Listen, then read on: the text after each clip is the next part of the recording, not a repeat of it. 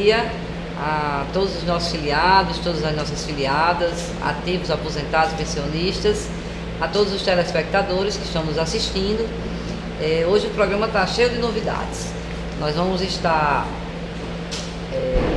entrevistando, fazendo um quadro, né, com o nosso advogado na área civil, doutor Leonardo, que vai estar falando sobre pensão alimentícia, uma primeira parte de pensão alimentícia, né, que ele vai se estender por outros programas também.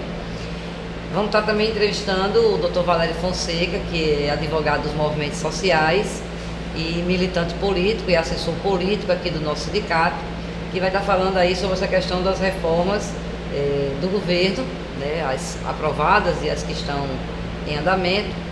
Vamos falar aqui também sobre uma questão dos anistiados, vamos explicar o que é essa questão dos anistiados, suscitou muitas dúvidas e a grande vitória que tivemos. E vamos estar também fazendo outros quadros de apresentação, tirando dúvidas, e vamos estar fazendo esse programa todo dedicado a você.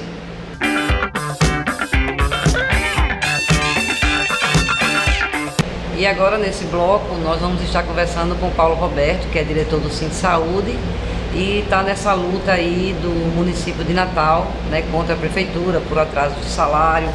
Bom, Paulo Roberto, muito obrigada, tá, por ter atendido o nosso chamado, para dar aqui um esclarecimento de como é que está a situação, dessa situação dos servidores municipais aqui no município de Natal. O que a prefeitura está dizendo sobre isso, né? Como é que vocês estão vendo, que tipo de saída vocês estão vendo para sair desse impasse? Bom dia, queremos agradecer pelo convite, né? Estamos aqui nesse programa, SindSF-RN em Movimento. Falar o seguinte, Gigi, nós estamos num momento muito difícil aqui em Natal. Desde 2016, na verdade desde janeiro de 2016, o prefeito Carlos Eduardo vem atrasando o pagamento dos servidores. E foi um ano muito difícil, e até que chegou novembro, onde assim já ficou insustentável, né? E nós tiramos a Assembleia com indicativo de greve. E com isso seguimos logo mais a greve, que começamos dia 16, né, o Sindsaúde, e findou que na terça-feira agora ocupamos a Secretaria de Administração, que é a SEMAD, né, na qual hoje tivemos que desocupar por ordem judicial, mas eu acredito que assim, pela truculência do prefeito Carlos Eduardo, né, que não tem nenhuma consideração pelo servidor de Natal, onde nessa greve estivemos 5 sindicatos da cidade, né, dos servidores de Natal, nessa greve, que assim é muito ruim, mas assim, é o último recurso que nós temos para que sejamos atendidos os pontos de pauta que nós temos, que já são negociados desde 2014, 2015, e não é de hoje que o prefeito vem atrasando pagamentos de salário dos servidores, né? E com isso tivemos que realmente juntar forças os sindicatos em Natal e fazer essa greve, né? E um momento em que o prefeito viu que estava acuado, né, teve que fazer o pagamento, mas isso não é o ponto de pauta que nós estávamos pedindo. O ponto de pauta é que ele nos dê transparência, né, na questão da folha de pagamento dos servidores de Natal. Porque assim, não sei por que esconder essa folha de pagamento dos servidores, que é de direito de saber, né? E outra coisa é a questão das pautas já antigas, que são de reivindicações de anos passados e que até hoje não são atendidos. Então, com isso, assim, a saída é a greve. Já que a gente não tem uma outra saída, ele não nos dá uma outra posição, né? Então, assim, a greve é o caminho, e espero que ele atenda a nossa pauta, que pelo menos estamos pedindo nesse momento a questão da transparência no pagamento. Estamos pedindo, uma pauta não é tão grande e que tem sim condição de atender aos sindicatos e dos servidores de Natal. Ok, obrigado, Paulo Roberto. Quero que você saiba que nós estamos aí no apoio total a essas atividades, né, de ocupação, de greve dos servidores municipais, porque sabemos que é por motivo justo. Então, muito obrigado pela sua presença e boa sorte aí no desfecho do movimento. Então a gente agradece em nome do Cine Saúde e em nome dos servidores de Natal, né, essa oportunidade de estarmos aqui expondo as nossas reivindicações.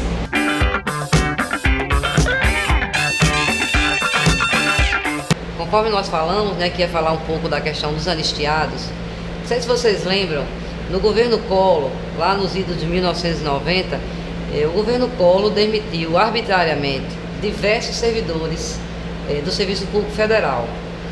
Essas demissões foram tão arbitrárias, né, eles foram postos em disponibilidades e posteriormente foram demitidos. Essas demissões foram tão arbitrárias que o movimento conseguiu reverter e eles foram readmitidos em 1994.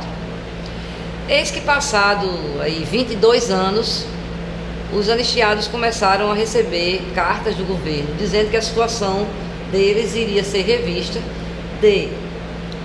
do regime jurídico único, ou seja, de estatutário, para voltar para seletista. Isso deu uma loucura na cabeça das pessoas, né? Dessas pessoas que estavam implicados nisso. De repente eles iam ver todos os seus direitos sendo remexidos, inclusive podendo inclusive chegar a ser demitidos, já que iam perder a estabilidade dada pelo regime estatutário. A sorte nossa também é que nós soubemos um pouco antes que isso ia acontecer e já fizemos uma assembleia aqui no sindicato reunindo 90% dos anistiados dos anistiados, tanto ativos como aposentados, como pensionistas, né, que também iam mexer inclusive com os pensionistas dos falecidos. Fizemos uma assembleia com a presença aqui do nosso assessor político, Valério Fonseca, do nosso assessor jurídico, doutor Vinícius, e já aprovamos algumas medidas que foram imediatamente postas em prática. Aprovamos um requerimento administrativo, uma defesa administrativa. Assim que as pessoas recebiam as cartas, a gente já entrava com essa defesa administrativa, né, na defesa do nosso filiado, da nossa filiada, e também aprovamos uma ação judicial. A defesa administrativa, enquanto ela é processada no serviço público, a ação jurídica, né, a ação judicial, ela já teve de imediato um ganho em sua fase liminar. Então, a liminar foi ganha e já deu uma certa tranquilidade a todos os anistiados. Essa medida do governo foi tão absurda, né, que, inclusive, quando nós ganhamos essa liminar, pouquíssimo tempo depois, o governo voltou atrás e começou a mandar novas cartas para os anistiados, informando que esses processos todos iam ser arquivados, dado a questão do decurso de prazo, para que não tinha lógica nem cabimento de 22 anos depois a vida funcional dessas pessoas serem escafrunchadas. Já não bastou o que eles passaram na época, que foram postos em disponibilidade, demitidos, e agora, 22 anos depois, isso ter sido mexido novamente, mexendo com essas pessoas novamente, com as suas famílias, né? Mas conseguimos ganhar a liminar e conseguimos que o governo acabasse com isso e mandasse nova carta dizendo que todos os processos iam ser arquivados. Então foi uma grande vitória do sindicato e nós queremos dizer para você, anistiado ou não anistiado, nós estaremos sempre na sua defesa e nada passará, nenhum direito a menos.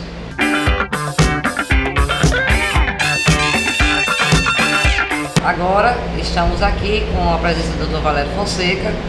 Valério, como é amplamente conhecido pela nossa categoria, pelos nossos filiados e filiadas, ele é advogado dos movimentos sociais e aqui no sindicato ele é assessor político, né, que nos ajuda a fazer as discussões políticas e ver aí os nortes políticos para nós.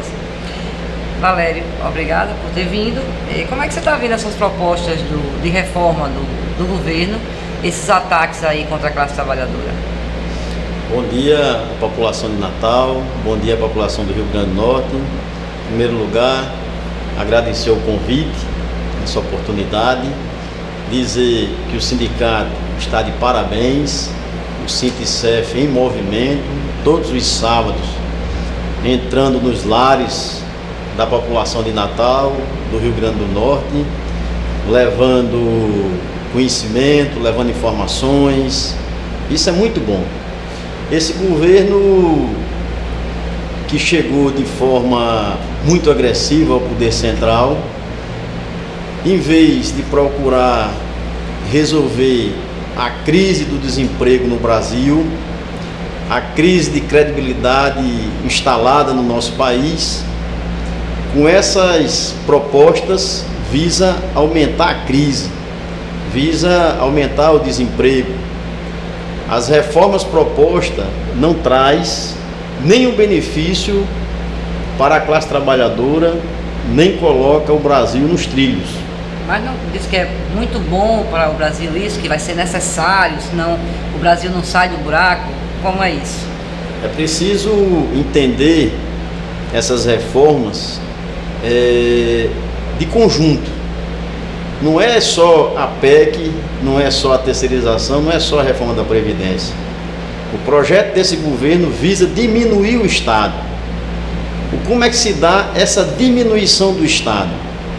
Vocês estão vendo sistematicamente iniciativas de privatizar a Petrobras, de privatizar os Correios, o programa de demissão voluntária que está sendo estabelecido no Banco do Brasil, na própria Petrobras, no conjunto do serviço público brasileiro. A PEC 241, que começou na Câmara Federal com esse número e depois se estabeleceu no Senado Federal através do número 55, e estão chamando a PEC do fim do mundo. Essa PEC, ela proíbe a realização de concursos públicos, ela proíbe que os servidores não possam ter aumento durante 20 anos, mas não para só com a PEC 55. Esse governo também está propondo a terceirização. A terceirização significa que não terá mais concurso público. Por quê? Porque as empresas terceirizadas irão assumir as contratações dos trabalhadores públicos. Por que trabalhadores? Porque deixarão de ser regidos pelo regime jurídico único e passarão a ser regidos pela CLT. A terceirização já foi aprovada na Câmara Federal e foi encaminhada para o Senado. Ao ser aprovada no Senado, ela passa a ter força de lei, passa a prevalecer.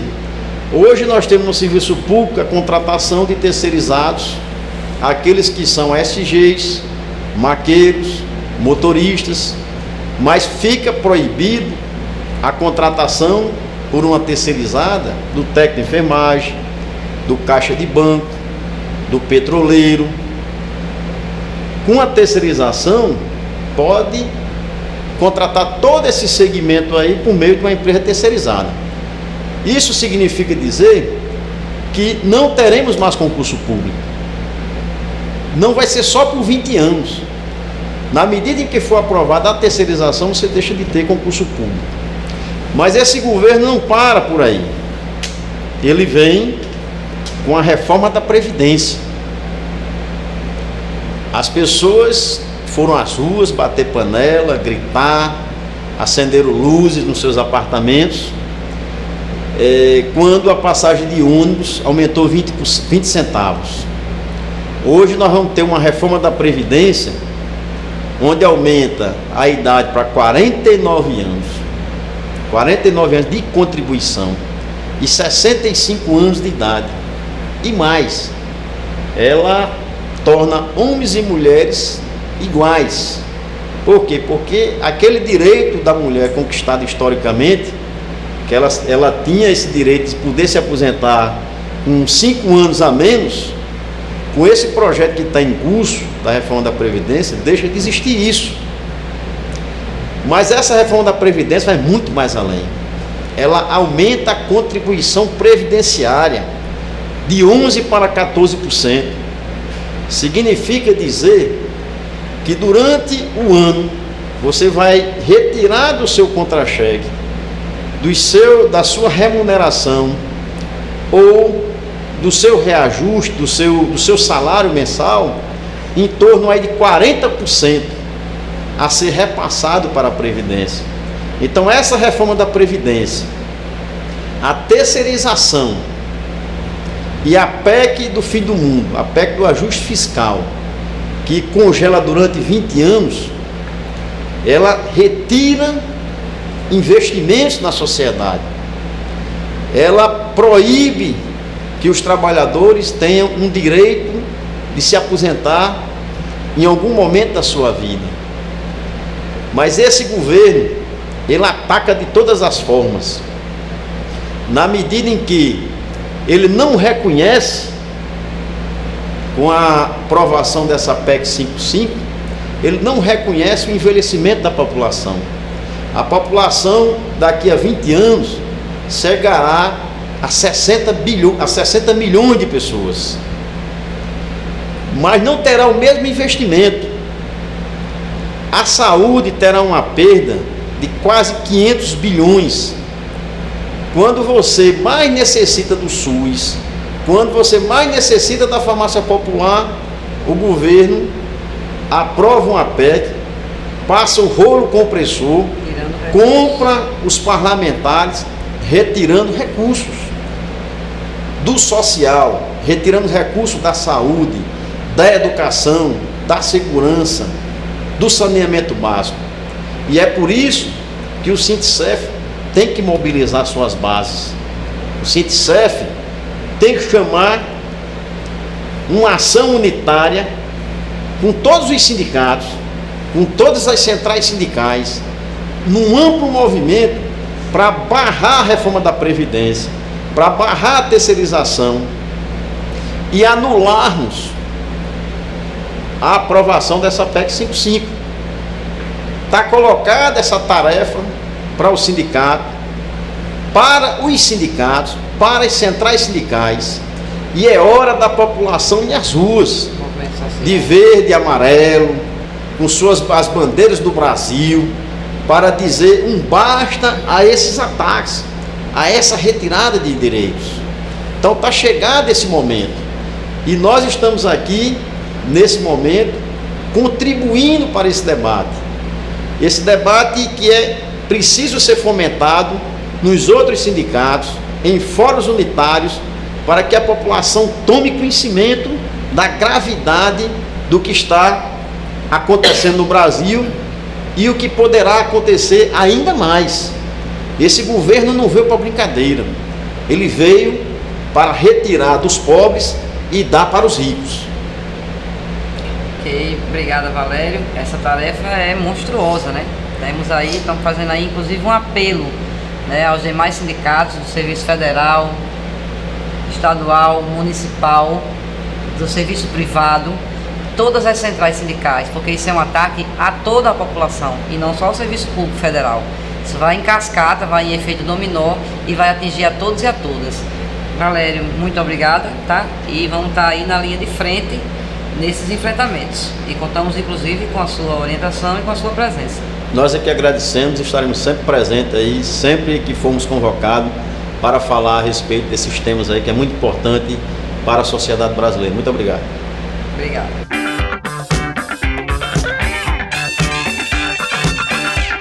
Bom dia a todos, filiados e demais telespectadores do programa do Sintcef. Como dito no programa anterior, a cada sábado eu irei trazer um tema aqui relacionado ao direito civil, né, para que aos poucos as pessoas tenham conhecimento do que pertine o seu direito no dia a dia.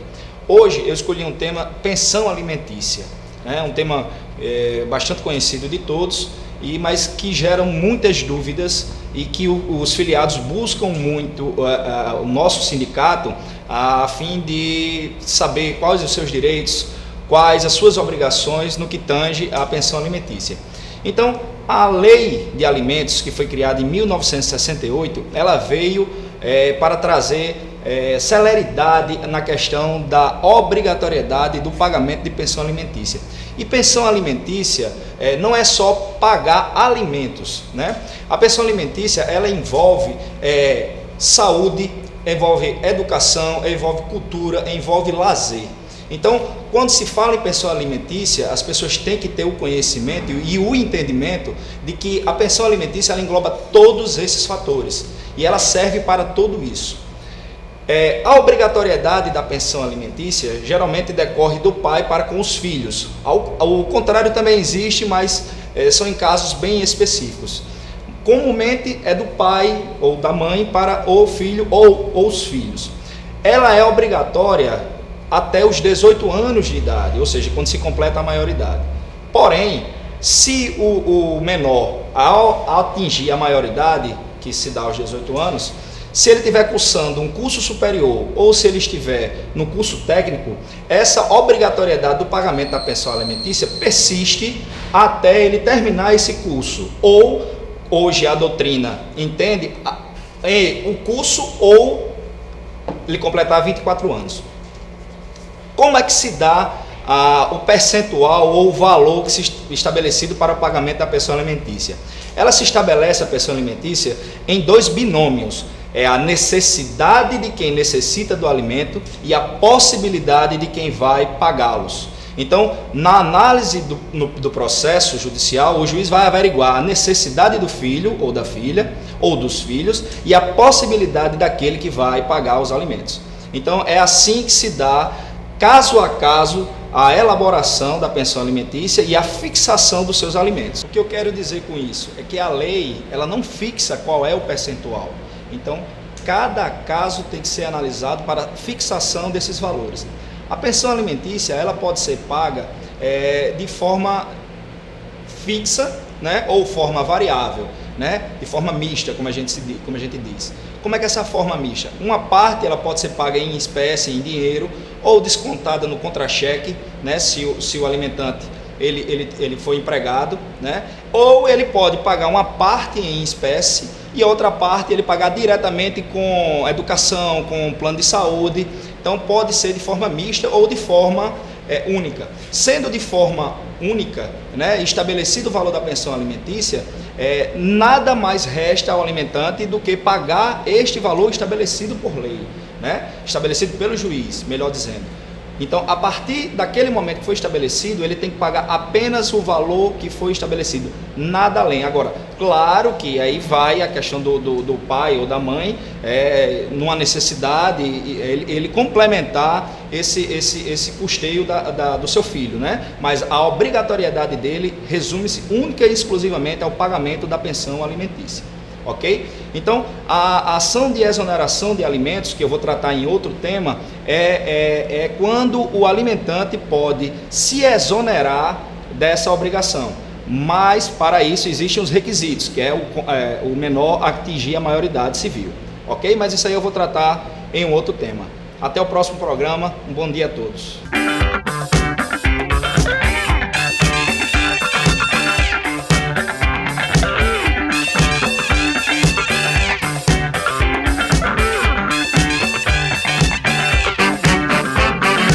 Esse bloco agora vai ser um bloco mais festivo. Vamos agradecer aí a presença de todos e todas que participaram das comemorações, né, da posse da nova diretoria em Mossoró, em Açu, em Natal, na nossa área de lazer, né, meio Macaíba, meio Parnamirim, né, vai por Parnamirim, mas o município é Macaíba, mas a nossa área de lazer festa muito animada, foi muito gostosa, assim como também a de Mossoró, de Açu, né? Vocês vão ver aí algumas imagens. Então, só agradecer a presença de todos e todas. Quem não pôde ir foi uma pena, mas agradecer demais a todos e todas que puderam comparecer.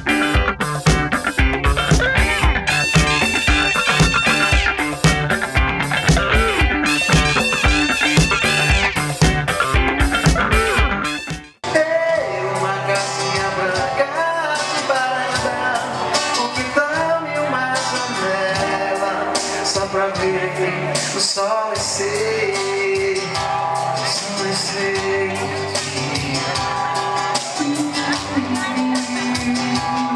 Agradeço a todos pelo apoio que todos dão a Gigi. Nós temos também o esposo dela, o assessor político, que nos ensina a cada dia, a cada minuto, como se prosseguir na política sindical e qualquer política que exista no mundo. É o doutor Valério. Eu quero a presença dele aqui, que ele também vai fazer uma conjuntura política.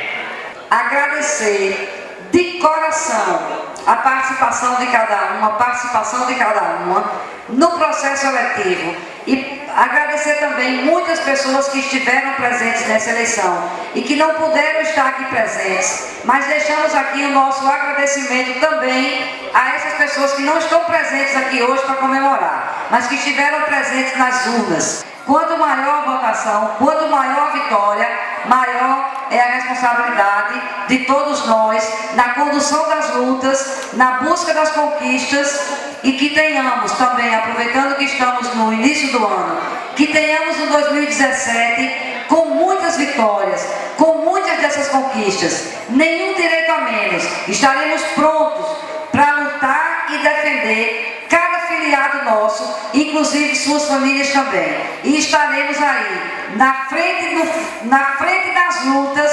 buscando para todos e todas o melhor e não deixar que nenhum direito nosso seja atingido. Então, vamos à luta. Muito obrigada por essa noite maravilhosa. Um beijo no coração de cada um de vocês. Muito obrigada. Parabéns a vocês, né? Parabéns a vocês. Dizer que esse sindicato é um sindicato de luta, um sindicato que nunca se rendeu. Agradecer muito a vocês nesse momento, essa oportunidade, viu, Rosinha? Fiquei ali quase chorando ali essa homenagem que vocês fizeram à Chaguinha, né? Dizer que vocês do Açu estão muito bem representados aqui, viu? Por esse grupo que está chegando, que está construindo e que não deve se limitar só a esse grupo, viu?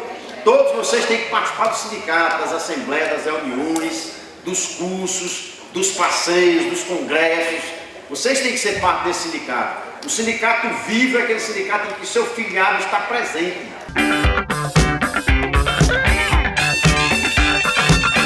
Essa direção que está aqui, tentando dar o seu melhor para que a gente consiga alcançar os nossos objetivos, as nossas lutas e ter cada vez mais conquistas, ela passa a ser a direção do SINTCEF, independente de quem lhe votou, quem não votou. A gente passa a ter a responsabilidade sobre toda a base, sobre todos os filiados e todas as filiadas. Nós tivemos 75% dos votos. E esses 75% dos votos nessa eleição, ela vem revestida por uma responsabilidade muito grande. Tinham duas opções e 75% dos nossos filiados e filiadas que participaram desse processo eleitoral elegeram a nós. Deram essa responsabilidade para esse grupo que está aqui, para que os represente e os defenda.